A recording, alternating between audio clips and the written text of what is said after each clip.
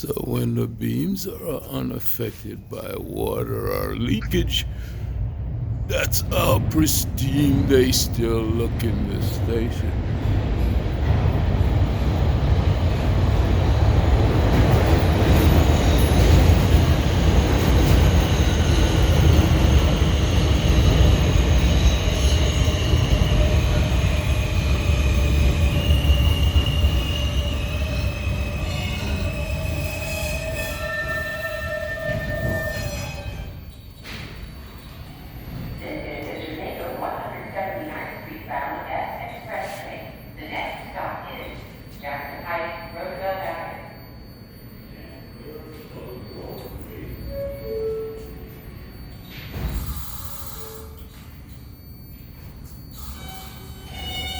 Real-time stop, F-train, R160, 21st Street, Queensbridge.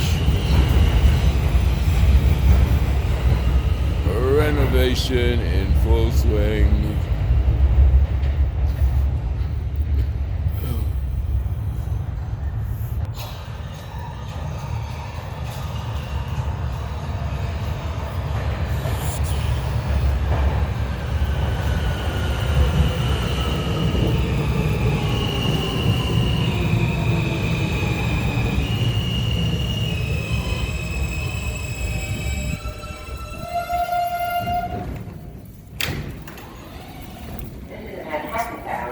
Express train. The next stop is Roosevelt Island.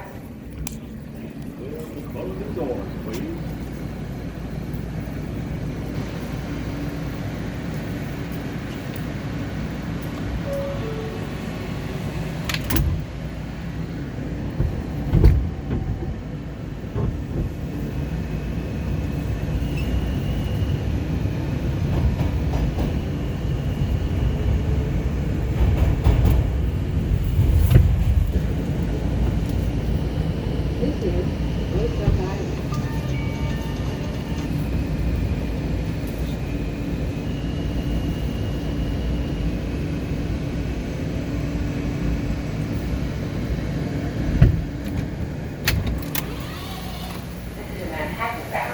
Express train. The next stop is Lexington Avenue, 63rd Street.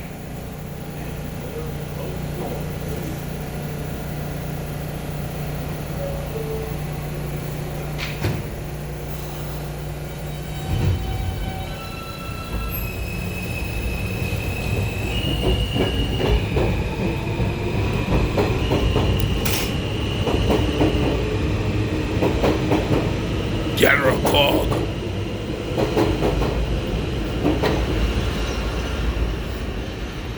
And as the cleaning continued here at Roosevelt Island, we get off at a perfect spot to showcase just what this cleaning crew,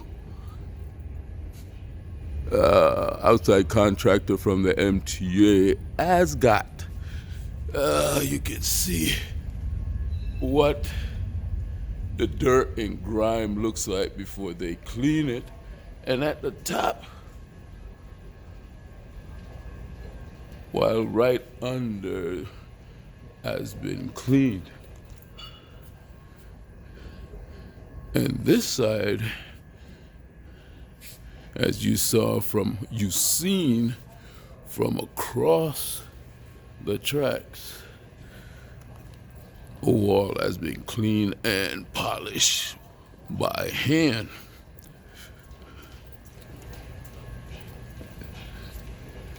You see right there, contrast between clean and unclean.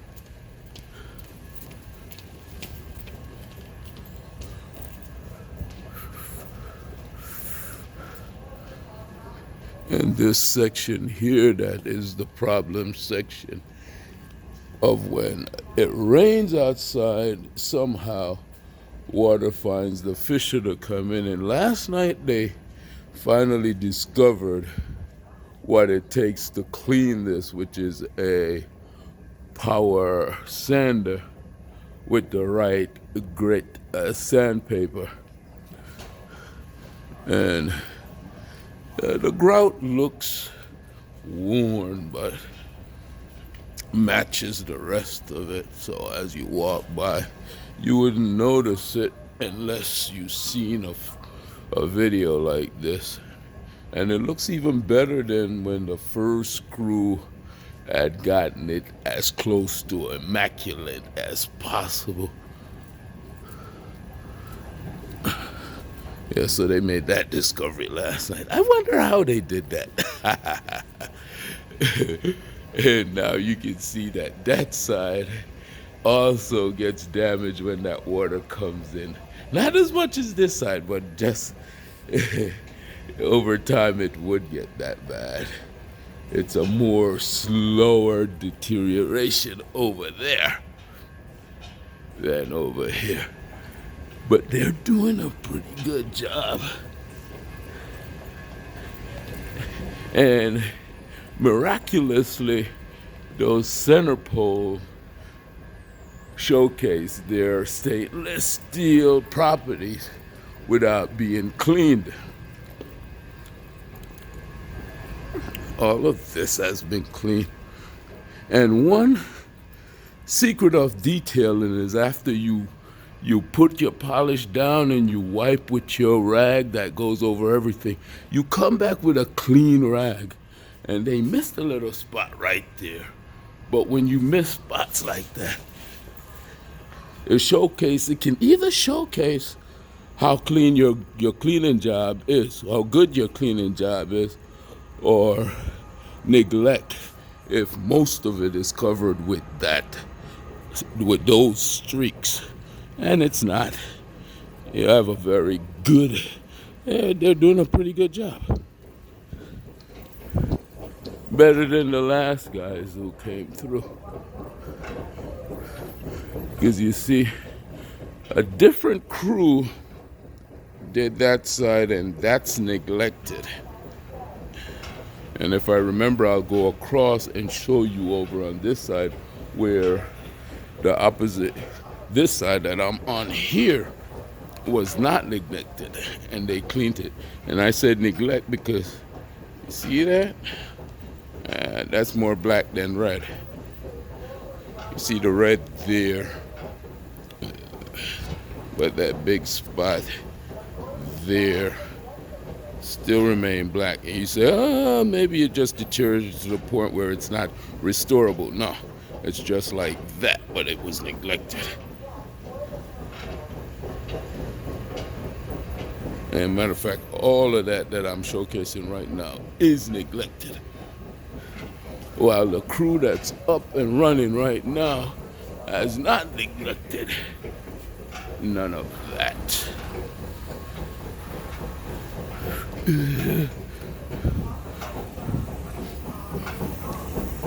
So, most all of the video that I've done so far neglected to videotape this side. So I thought I would just show you this morning. And I think they're going to wind this up this weekend. This is Friday, the 20th of February. So they started earlier this week. And all of that stuff they have overnight, they break it down, take the ladders out, and you see the tapes were still left. And they have to take it out by 5 o'clock in the morning so that the station can handle the rush hour. But I must say, they cleaned up here too. They've done a good job. See how red that is? None of those dust and grit that is left on that side. Let's go down here and see how. And I'm recording this not with the intent of putting all my commentary up.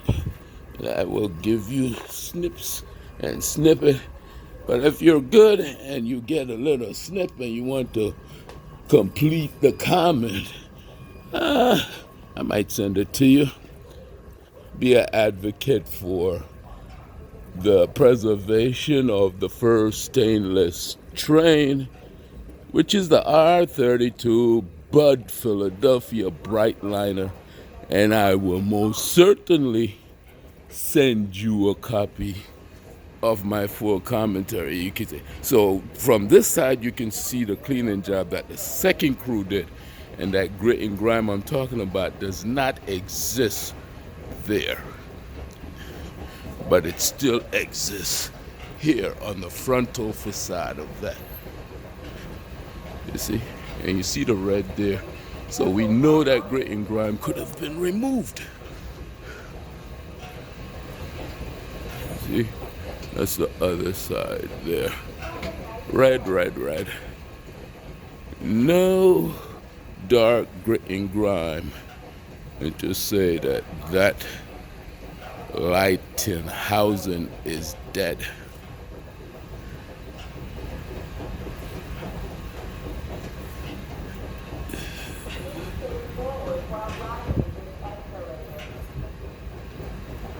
All the way down is red. Well, on this side, as you've seen, somewhat of a poor cleaning job. And those streaks I was talking about earlier exist on this side. While on that side, it's polished almost to a sheen. So you get a better idea of what I mean.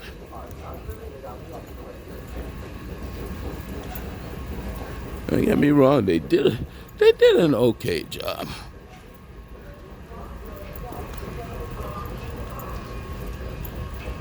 But in-house sometimes they have so much to do that it requires that you bring in a more specialized crew. Yeah. But I'm still amazed at the center columns, how they retain their stainless steel look and feel and reality. Bud R32 Brightliner, $1 million view from an R32. Please save the Bud Philadelphia R32 subway cars, whether in a tourist showcase, but more than just being a garbage train. But Philadelphia R32, please save the first utilization of stainless steel for a New York City subway car.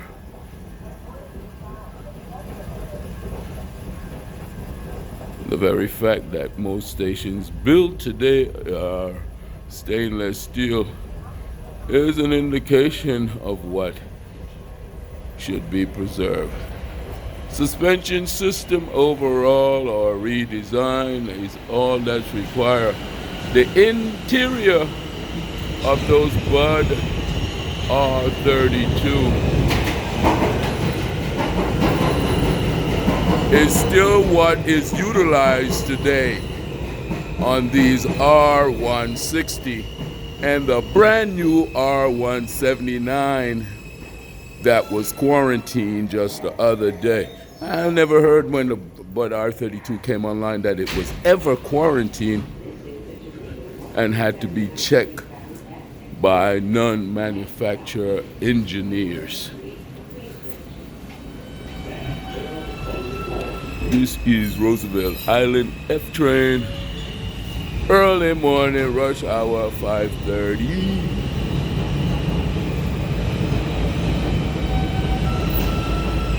Train on the near track, train on the far track.